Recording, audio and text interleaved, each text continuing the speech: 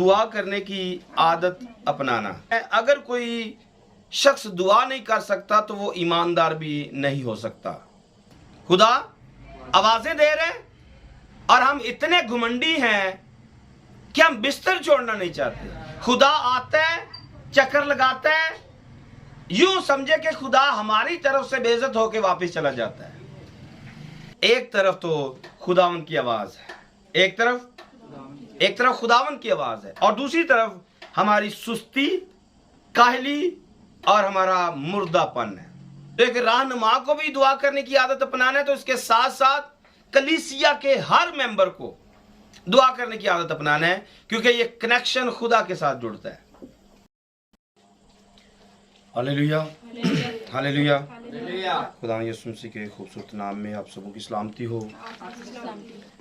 खुदा उनकी शुक्रगुजारी आज एक बार फिर से खुदा उनके हुजूर आने के लिए, खुदा उनके इस बड़े फजल के लिए और इस 30 साल की स्टडी के लिए जो खुदा ने हम पर फजल किया हुआ है और हम अपने खुदा के कलाम में से सीखते जा रहे हैं।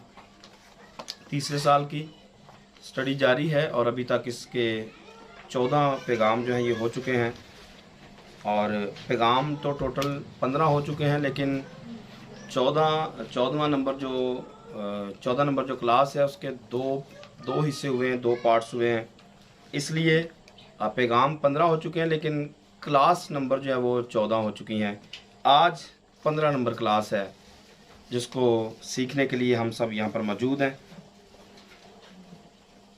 पिछले पैगाम के 2 हिस्से इसलिए किए गए थे क्योंकि टाइटल एक ही था और टाइटल बड़ा ख़ास था, इसलिए उसको पूरा सुनाना ज़रूरी था।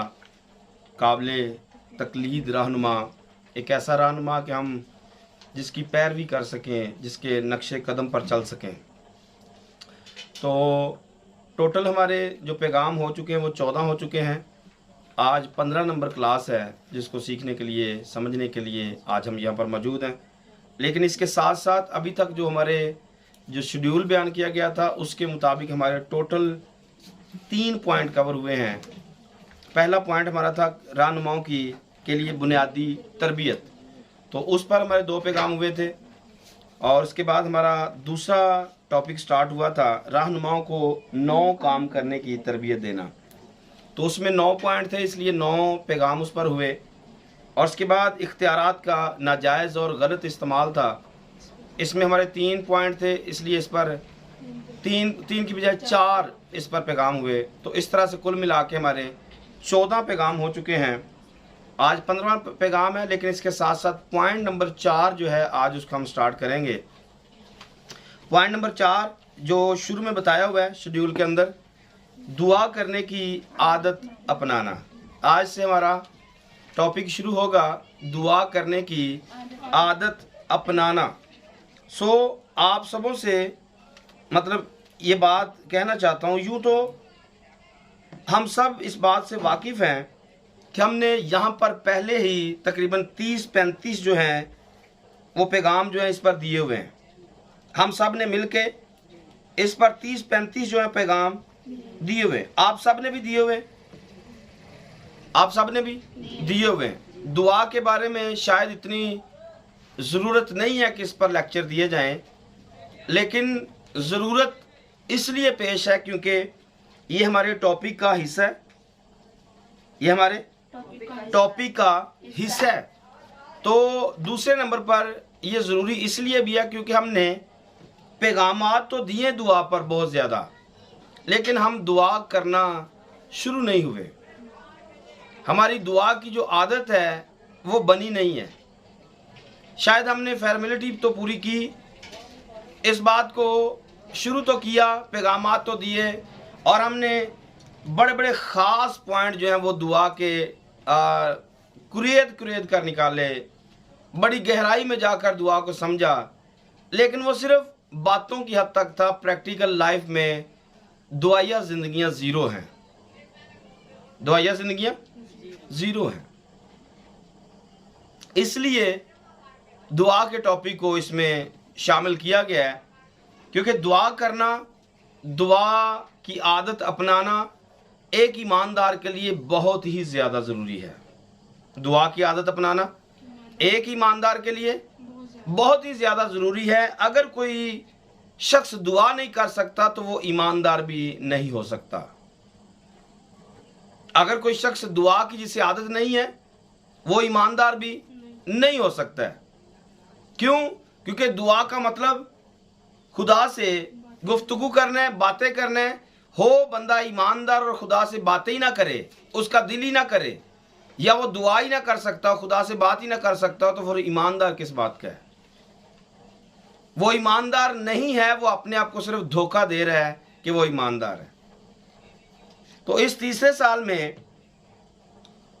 ये हमारा खास टॉपिक चलेगा। इसके अंदर भी बहुत सारे पॉइंट्स आने वाले हैं जिसको हमने डिस्कस करना है, क्योंकि टाइटल हमारा यही रहेगा, दुआ करने की आदत अपनाना। दुआ करने की आदत अपनाना। इसके अंदर आगे कितने पॉइंट आएंगे वो मैं अभी थोड़ी देर में आप तक शेयर करने वाला हूं कि कितने पॉइंट इसके अंदर हम सीखेंगे। और इसके अगला जो पॉइंट है, जो 5वां नंबर पॉइंट आएगा, वो भी हमारा दुआ को जंगजू किस तरह बनाया जाता है।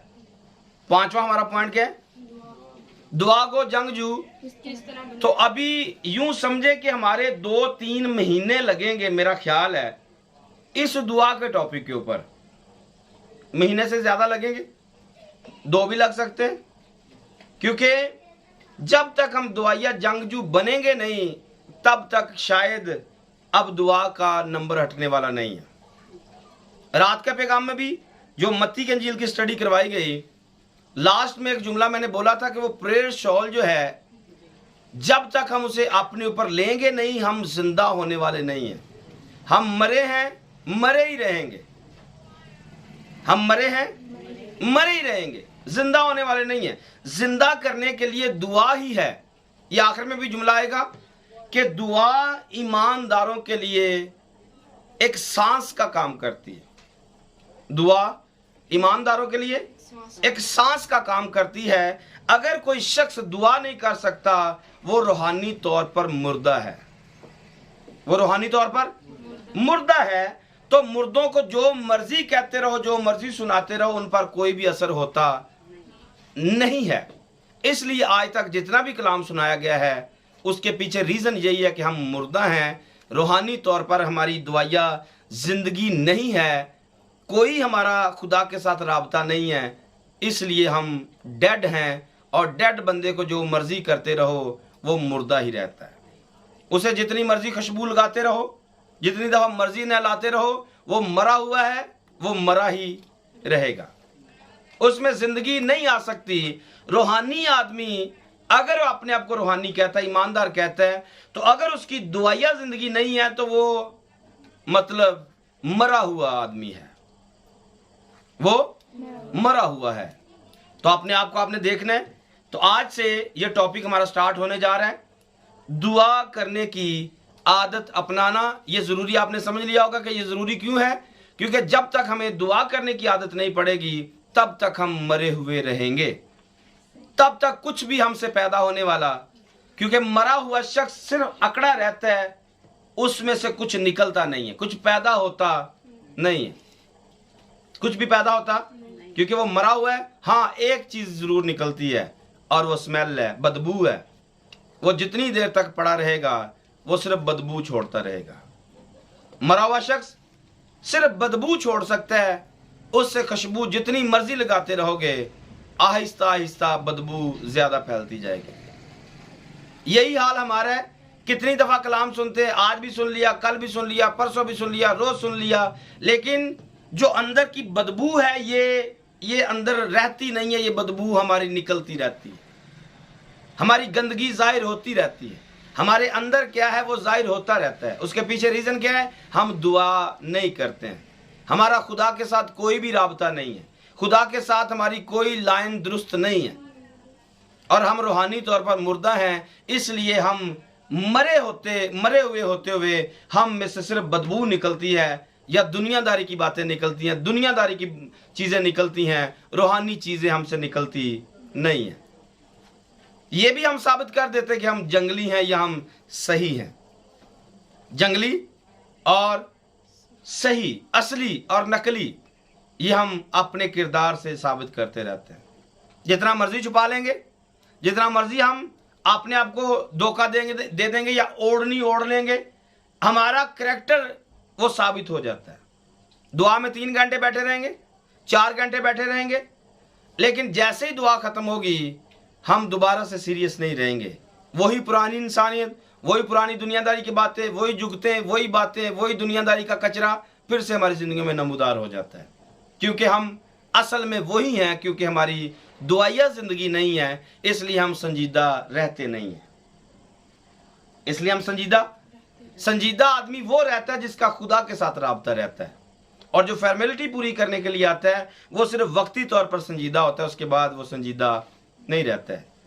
तो खादम के बारे में लिखा हुआ है कि खादम को संजीदा रहना चाहिए, खादम को हर वक्त खुदा के साथ रहना चाहिए, हर वक्त उसे खुदा के बारे में सोचते रहना चाहिए, या खुदा के काम पर उसकी तवज्जो रहनी चाहिए।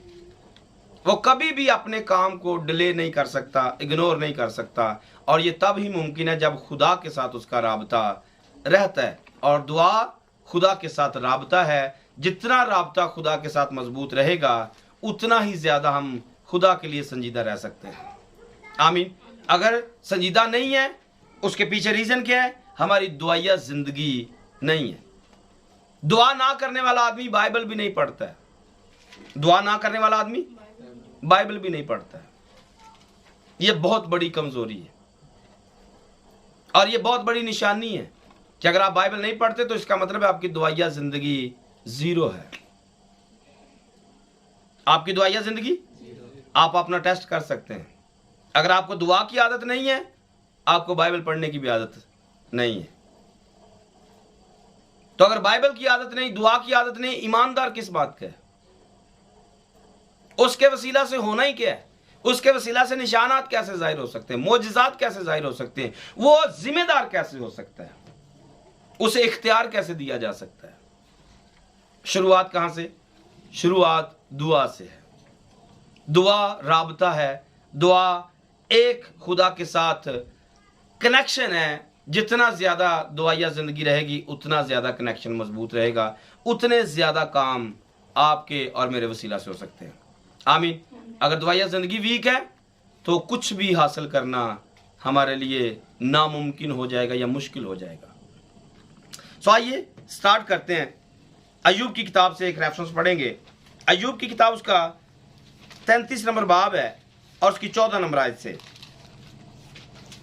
अय्यूब की किताब 33 नंबर बाब और उसकी 14 नंबर आयत से। क्योंकि खुदा एक बार बोलता है, क्योंकि खुदा एक बार बोलता है, बल्कि दो बार, बल्कि दो बार। ख्वाह इंसान उसका ख्याल ना करे। आपने सुना? खुदा एक बार बोलता है, खुदा बल्कि दो बार, ख्वाह इंसान इसका ख्याल ना करे। आपने सुना?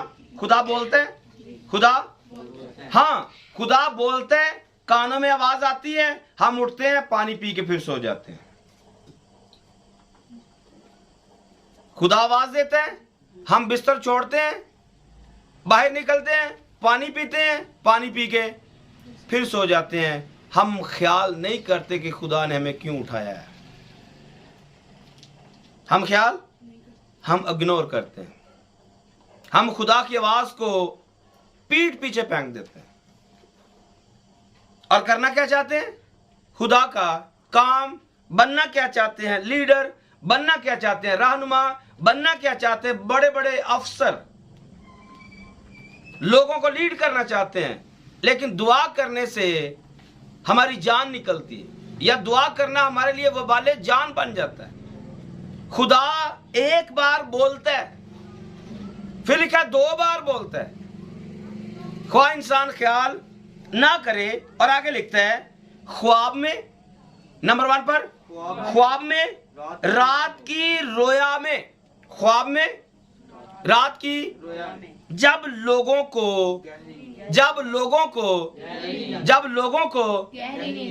तो रहनुमाओं को उससे भी ज्यादा आती है। जब लोगों को गहरी नींद आती है तो रहनुमा को उससे भी ज्यादा नींद आती है। और करना क्या चाहते हैं?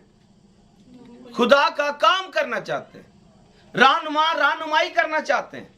रहनुमा पादरी बनना चाहते हैं। लोगों को लीड करना चाहते हैं। लोगों को हमेशा की जिंदगी के अंदर लेकर जाना चाहते हैं। लेकिन जब खुदा आवाज देता है, जब खुदा आवाज देता है, तब उठना नहीं चाहते हैं। तब उठना, यहां पर तो खुदा भी आवाज देता है, फिर उसके बाद पादरी की भी ड्यूटी लगाई हुई है कि लोगों को फोन करके उठाना है, लोगों को। और फोन बजता रहता है, हम फोन देखकर फिर आंखें बंद कर लेते हैं। हम फोन को साइलेंट करके पादरी साहब लगे रहो, असली जरा मीठी नींद सोना है। वजह क्या है? आदत नहीं है, दुआ की आदत नहीं है। यहां पर आवाज कानों में आती है, आवाज कानों में।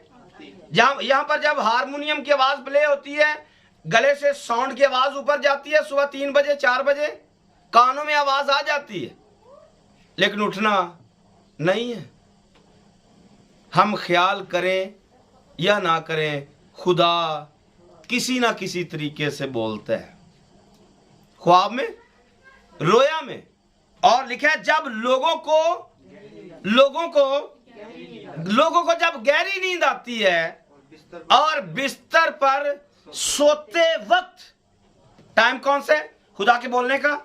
जब लोगों पर गहरी नींद आती है और बिस्तर पर लोग सो रहे होते हैं, तब खुदा बोलता है। तब खुदा बोलता है। एक बार, 2 बार, खा इंसान ख्याल ना करे। और आगे क्या लिखा है? तब वो लोगों के कान खोलता है और उनकी तालीम पर मोहर लगाता है, ताकि इंसान को उसके मकसूद से रोके और गरूर को इंसान से क्या करे?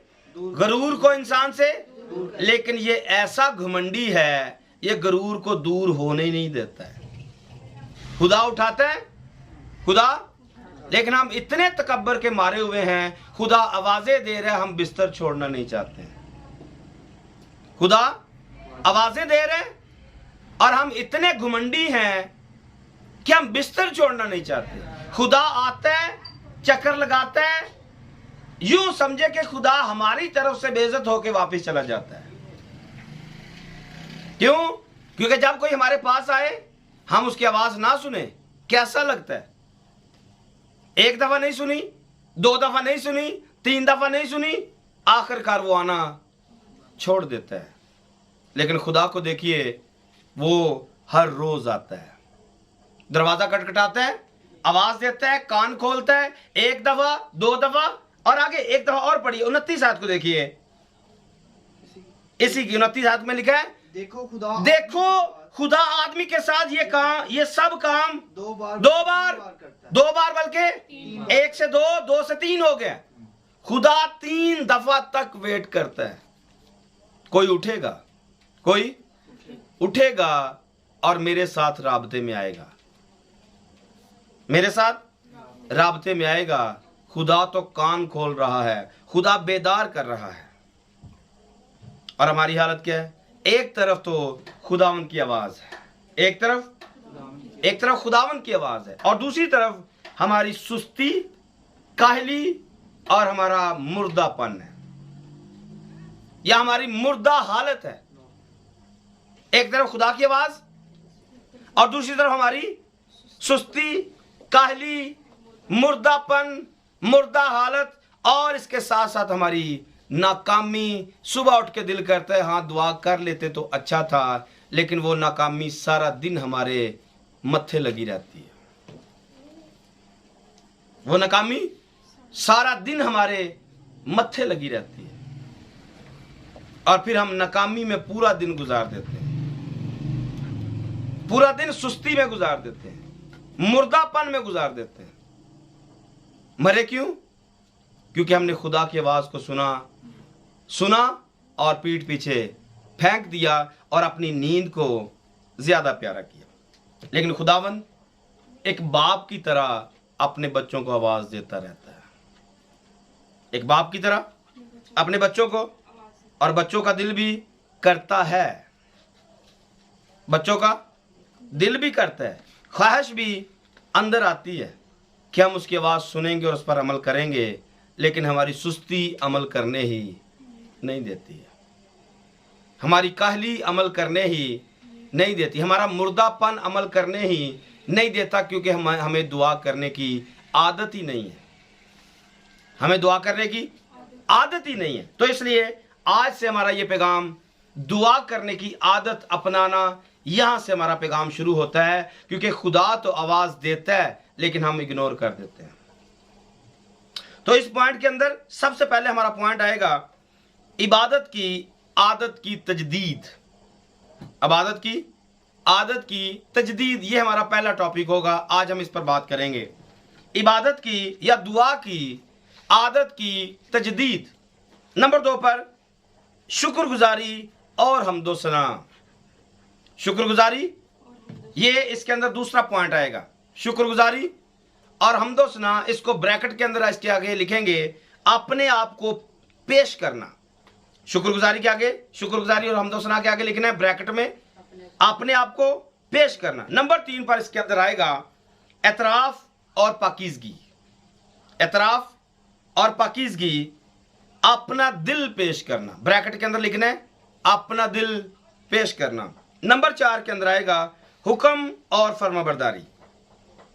नंबर 4 पर हुक्म और फरमाबरदारी, अपना दिन शुक्रगुजारी के लिए पेश करना, ब्रैकेट के अंदर आएगा अपना दिन शुक्रगुजारी के लिए पेश करना। नंबर 5 पर खानदान और कलीसिया। नंबर 5 पर खानदान और कलीसिया, ब्रैकेट के अंदर आएगा अपने अजीजों अकारब को उसके हजूर में पेश करना, ब्रैकेट में आएगा अपने अजीजों अकारब को उसके हजूर पेश करना। नंबर 6 पर दुनिया भर में यीशु की बिशारत देने के लिए दुआएं।